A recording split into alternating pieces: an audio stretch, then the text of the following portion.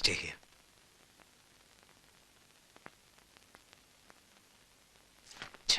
വരാൻ കണ്ട നേരം. അച്ചായൻ അച്ചായൻ.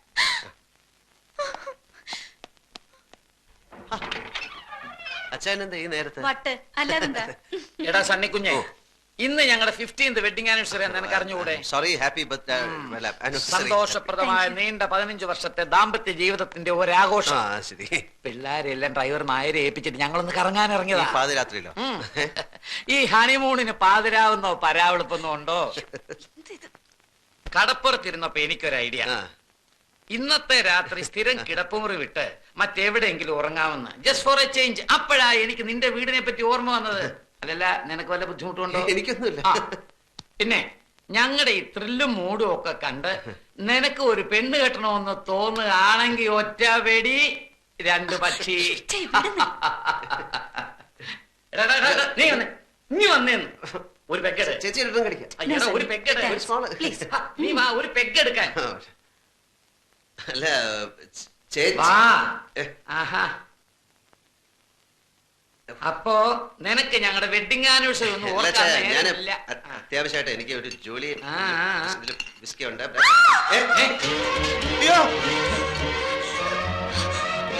അവിടെ ഒരു പെണ്ണ്. പെണ്ണ എവിടെ? ഒരിക്കലും രാത്രിയിൽ എങ്ങനെ പെണ്ണ് വരാനാ? അവിടെ ഒരു പെണ്ണ്. പെണ്ണൊന്നുമില്ല അവിടെ. നീ ശരിക്കുണ്ടോ? അതെ, വെളുത്ത ഫ്രോക്ക് ഇട്ടൊരു പെണ്ണ്. അയ്യോ, അത് ഞാൻ പറഞ്ഞിട്ടുണ്ടെന്ന് തോന്നുന്നു. ഇവിടുത്തെ ജോലിക്കാർ പല്ലും കണ്ടേ. നമ്മളെ ഈ വീട് വാങ്ങിച്ച ഫ്രഞ്ചാരി മദാമേടല്ലേ, അവരുടെ ഒരു ആന്റി ഇവിടെ പോയിസൺ കഴിച്ച് മരിച്ചിട്ടുണ്ട്. അവർ രാത്രി ഫ്രോക്ക് ഇട്ടുണ്ടായിരുന്നു. ഇത് മദാമയൊന്നുമില്ല, മലയാളിയാണ്. ഞാൻ ശരിക്കും കണ്ടതാണ്. എനിക്ക് ആ മദാമയുടെ പരിചയത്തിൽ ഏതെങ്കിലും മലയാളി പ്രേതങ്ങളായിരിക്കുന്നത്. അങ്ങനുണ്ട് ആ മലയാളി പ്രയത്നം. എനിക്കൊന്ന് കാണുമല്ലോ. ആവശ്യമില്ല പ്രയത്നോട് കളിക്കണ്ട. കുഞ്ഞെ, ഞാൻ ആരാന്ന് നിനക്കറിയാമോ? കടമറ്റത്തച്ഛന്റെ ഗോത്രത്തിൽപ്പെട്ടവനാ. ഒരു പ്രയത്നം നിങ്ങളെ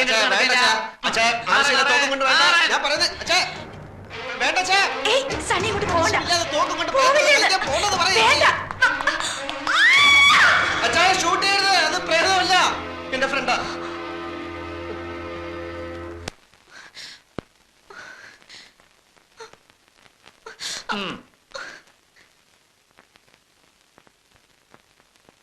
ചേച്ചി, ചേച്ചി തെറ്റിദ്ധരിക്കരുത്. ഞാൻ പറഞ്ഞേക്ക്, സത്യമായിട്ടും ഇത് ഞാൻ കെട്ടാൻ പോകുന്ന പെണ്ണാ. അച്ഛാ, ശബ്ദിക്കരുത്. ഞാൻ ഈ പ്രയത്നോടും സംസാരിക്കട്ടെ. എന്താ നിന്റെ പേര്? സാന്ദ്ര. സാന്ദ്ര വാളുക്കാരൻ. നിന്റെ അപ്പന്റെ പേരെന്താ? ജോൺ വാളുക്കാരൻ. അയക്ക് സിംഗപ്പൂരിൽ എന്താ ജോലി? ബാങ്കില്. എന്താ ജോലി? ബാങ്കിൽ വർക്ക് ചെയ്യുന്നു. നിന്നെ ഇവൻ കെട്ടുമെന്നുള്ള ഉറപ്പാണോ? അതെ. ഉറപ്പാണോ? അതെ. നടക്ക. നിന്റെ അപ്പന്റെ ശരിയായിട്ടുള്ള അഡ്രസ്, ഫോൺ നമ്പർ എല്ലാം ഇതിൽ ഫീഡ് ചെയ്. നടക്ക. എടാ, ഇത് സത്യമാണോടാ? അതോ ഞങ്ങളെ ബോധിപ്പിക്കാൻ വേണ്ടി നീ ചുമ്മാ കള്ളം പറഞ്ഞാണോ? സത്യം. എന്റെ മരിച്ചുപോയ ചാച്ചനാണ് സത്യം. എടാ, ഞാൻ അമ്മച്ചിയെ വിളിച്ച് പറയാം. പറ, എന്നെ വിശ്വാസമല്ലേ, ഞാൻ തന്നെ വിളിച്ചുതരാം.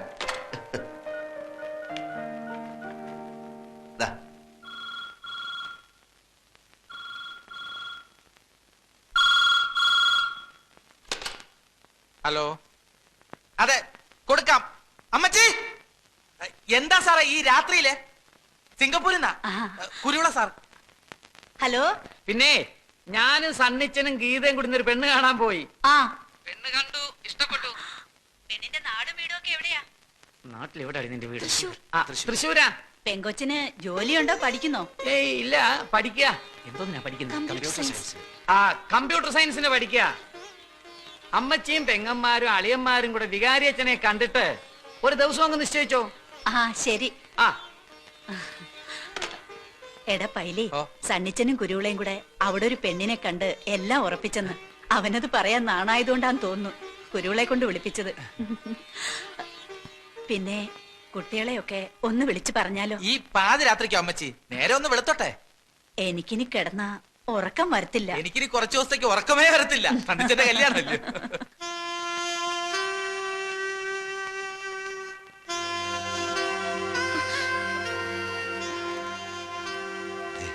ഇപ്പം വീട്ടുകാരെ അറിയിച്ചു.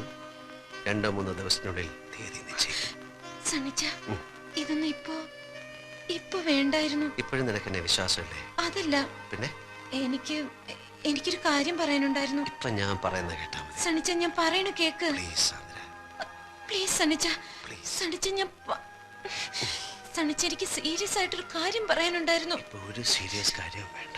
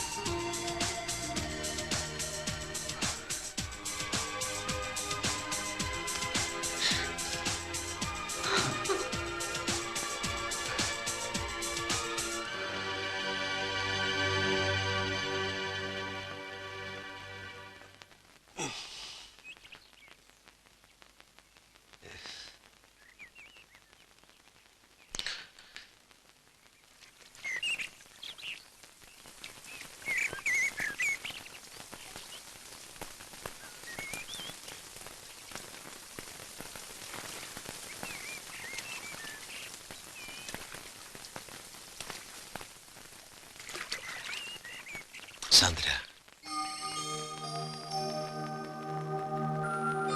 I am sorry Sandra, I am sorry. നിന്നെ കിട്ടിയില്ല, മന്ത്ര കൂടി തന്നില്ല. പക്ഷേ ഈ കഴിഞ്ഞ രാത്രി മുതൽ നീ എന്റെ മണവാട്ടിയാണ്.